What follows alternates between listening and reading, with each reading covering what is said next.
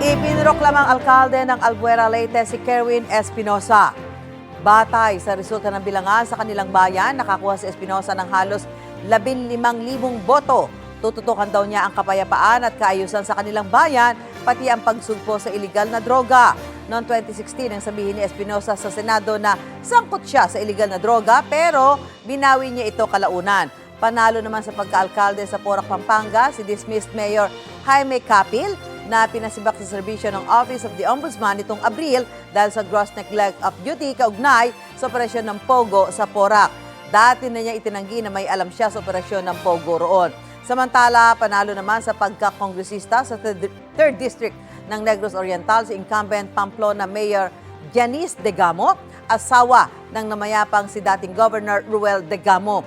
Isa sa mga nakalaban ni Degamo si Janice Teves, kaanak ni na dating Congressman Arnie Teves at dating Governor Pride Henry Teves na itinuturong nagpapatay kay dating Governor Ruel Degamo. Gusto mo bang mauna sa mga balita? Mag-subscribe na sa GMA Integrated News sa YouTube at tumutok sa unang balita.